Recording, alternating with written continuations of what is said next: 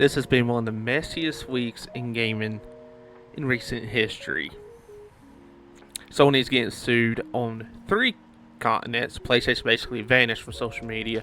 Then, out of nowhere, they shadow dropped 2 classic Call of Duty games and crashed their own store.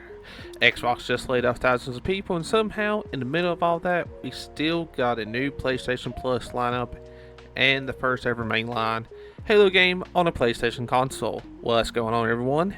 And welcome back to the channel, and this is your weekly roundup.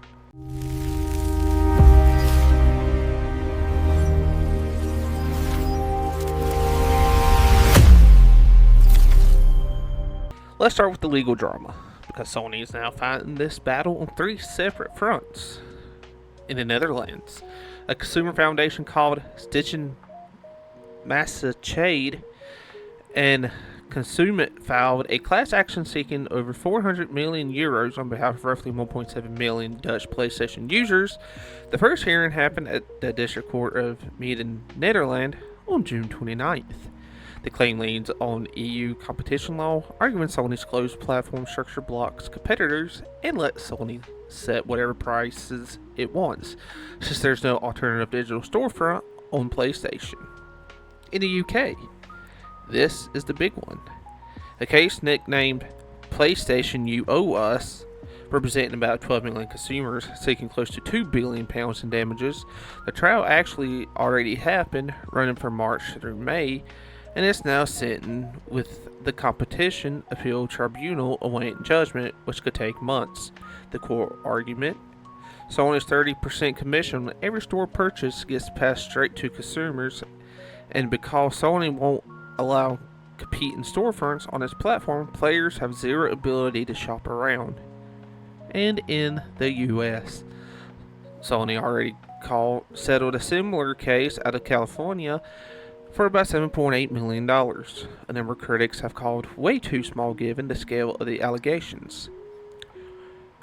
What's tying all this together right now is timing.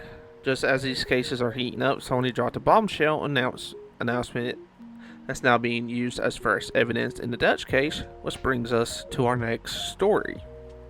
On July 1st, Sony announced physical disc production for all new PlayStation games will end in January of 2028. Going forward, new releases will be digital only through the PlayStation Store or digital codes at retail. In that very same post, Sony also confirmed it's shutting down the PlayStation Store on PS3 and PS Vita, meaning both machines lose the ability to buy anything digitally at all. The backlash was immediate, and it was massive. The announcement tweet has now pulled in more viewers than Rockstar's first GTA 6 trailer post. We're talking over 145 million views. For context, that's more engagement than almost anything in PlayStation's Twitter history. And here's where it gets awkward for Sony. That post currently has 8 approved community notes on it, pushing back on the company's framing, including one point out that digital purchases only grant a revocable license and not real ownership, and represents Sony's recent removal of hundreds of purchased movies from users' libraries due to an expiration of license deal. On top of that, PlayStation went completely silent on X for more than 5 days. Its longest stretch without posting in years. No statement, no follow-up, nothing. While the criticism piled up from fans, preservationists, and even Hideo Kojima, who publicly said that the shift away from physical media is, quote, really sad, end quote, and warned about a future where players don't actually possess their own data. The account eventually broke its silence with an unrelated product tweet about a wireless fight stick, which immediately got buried in replies after about discs. The optics are bad, the timing with the lawsuits is worse, and right now Sony hasn't put out any real statement addressing the criticism directly. Right in the middle of all that disc drama, Sony Activision pulled off the biggest surprise of the week. On Thursday, July 9th, with zero warning, Call of Duty Black Ops 1 and Call of Duty Black Ops 2 shadow dropped on the PlayStation Store for both PS4 and PS5. The first time either game has been playable on PlayStation hardware since the PS3 era, more than a decade ago. Let's talk metrics first. These are straight ports handled by Iron Galaxy, not remasters. Same visuals, same content, full campaign, multiplayer, and zombies included. Pricing set at $39.99 USD per game. Well, PlayStation Plus members got a 50% discount, dropping that to $19.99 each through August 6th. Season passes are $29.99 normally, but with the discount for PlayStation Plus users, it is $9.99. Demand was so high it actually crashed the PlayStation Store shortly after launch. And here's the interesting part for anyone tracking the disc backlash from earlier this week. The announcement post on PlayStation X account has pulled in around 34,000 likes and roughly 9,000 comments, and unlike literally every other post Sony has put out this week, this one is not getting buried in review bomb style backlash. That's exactly what the community is arguing about right now. A lot of the players who spent the week calling for a no disc, no buy boycott over the physical media decision turned around and bought two 16-year-old games with no remaster and no included DLC for $40 a piece. Critics online are calling this proof the boycott momentum was overstated, with commentary circulating that people are already, quote, folding, end quote, the moment there's a nostalgia hit involved. Others are pushing back, arguing that being excited for backwards compatibility and opposing the end of a physical disc aren't actually contradictory positions. On the technical side, reception is more mixed. Complaints include no dedicated servers, inconsistent 60 FPS performance, no 120 Hz or field of view options, and mixed reports on 4K output. Crossplay is limited strictly to PS4 and PS5 with each other. There's no cross-generation save or progress sharing beyond that. The error mode has also been removed compared to the Xbox 360 backwards compatible version, which some players see as a plus since it was previously being exploited for mod menus and cheats, while others see it as a straightforward feature cut. There have also been early reports of wall glitching and exploit abuse in multiplayer lobbies on launch day. Worth noting, Xbox players have had Black Ops 1 and Black Ops 2 through backwards compatibility for years already, so this drop is PlayStation catching up to something Xbox owners never lost, which has fueled a decent amount of, quote, why is this exciting, end quote, pushback in the replies too. Okay, some actual good news for subscribers. Sony revealed the PlayStation Plus monthly games for July, and then went live on July 7th. Available through August 3rd for Essential, Extra, and Premium members. This month's lineup includes Call of Duty Modern Warfare 3, the cross-gen bundle for PS5 and PS4. That is the most recent MW3 title, not the OG. For the King 2, the co-op roguelite RPG follow-up from the creators of the original cult favorite, and CrossCode, the below 16-bit style action RPG that's widely considered the sleeper hit of this month's batch, sitting around in 84 on Open Critic. Combined retail value on all three sits just under $150. Reaction online has been decent but not amazing. Some players point out the irony of Sony pushing a digital-only future the same month it's giving away 3 digital games, though most agree CrossCode alone is worth claiming. Now here's a genuinely historic one. Halo Campaign Evolved.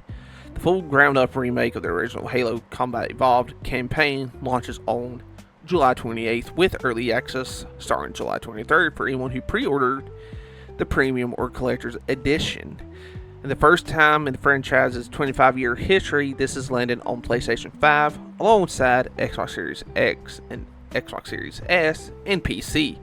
It's a full rebuild in Unreal Engine 5 by Halo Studios, featuring new cinematics and remastered soundtrack, 3 brand new bonus missions, 2-player split screen co-op, and 4-player online co-op with full cross-play and cross-progression between all 3 platforms. Standard edition runs $49.99, and it's Also available day one on Xbox Game Pass, Ultimate, and PC Game Pass. It doesn't include competitive multiplayer at launch. This is campaign only, but putting Master Chief on the Sony console at all is a massive symbolic shift and is part of Microsoft's broader strategy of treating its biggest franchise a multi-platform instead of Xbox exclusive. While Sony's been dealing with backlash, Xbox has been dealing with its own crisis, and this one's arguably bigger. On Monday, Xbox CEO Asha Sharma sent staff a company-wide memo announcing what she called, quote, the most significant restructure in Xbox history, end quote. The headline numbers roughly 3,200 job cuts planned across fiscal year 2027, which works out to be about 20% of Xbox's workforce. 1,600 of these roles were eliminated immediately, with the rest expected to land over the next coming months. Shermer's email didn't hold back on the why. She wrote that in a typical year, Xbox lost 64 cents for every dollar it invested and called the current state of the business not healthy. The cuts span Activision, Bethesda, ZeniMax, Blizzard, King, Mojang, and Xbox Game Studios. Though Sharma stated no publicly announced games are being cancelled as part of the reduction, 4 studios are being spun off entirely: Compulsion Games, Double Fine Productions, Ninja Theory, and Undead Labs. Together account for around 350 employees who will transition to independent ownership or new management. There's also a leadership shake-up buried in the memo. Sony's longtime counterpart on the Xbox side, COO Dave McCarthy, is retiring after 17 years with the company. Taking over as Xbox's brand new Chief Operating Officer is Helen Chiang, previously head of Mojang and Minecraft. He'll now have end-to-end financial responsibility across content, hardware, platform, and services. Mojang and King will now report directly to Sharma herself. Sharma also committed to flattening Xbox's management structure, cutting layers from as many as 14 down to no more than 5, and cutting vendor spending by 50%. In a genuinely wild follow-up, just 3 days after announcing the layoffs, Sharma was named co-lead of the Federal Reserve Task Force on AI and Employment, making her the only sent video game CEO on any of the Fed's new external policy task force. The optics of that timing have not gone unnoticed online. A few more headlines worth knowing before we wrap up. Assassin's Creed Black Flag Resynced launched July 9th on PS5, Xbox Series X and S, and PC. Edward Kenway's Pirate Adventure rebuilt with modern visuals and 60 FPS support on PS5 Pro. Doom: The Dark Ages Revelations, the campaign expansion, dropped July 7th on Xbox and PC. Xbox layoffs also hit ID Software, the studio behind Doom and Quake, with roughly 100 jobs lost there specifically, and GTA 6 pre-orders continue to dominate PS5 sales charts, with the $100 Ultimate Edition reportedly outselling the Standard Edition across every region. And as of recording this, Black Ops 1 and Black Ops 2 ports have had more players on PS5 than BO7 has had across PlayStation, Xbox, and PC combined. Everything for this week: a genuine rollercoaster between Sony's lawsuit, NPR disaster, and Xbox massive internal shakeup. Let me know in the comments which story you think is the bigger deal long term. If this kind of weekly breakdown is useful to you, hit that subscribe button so you don't miss next week's roundup. I will see you then.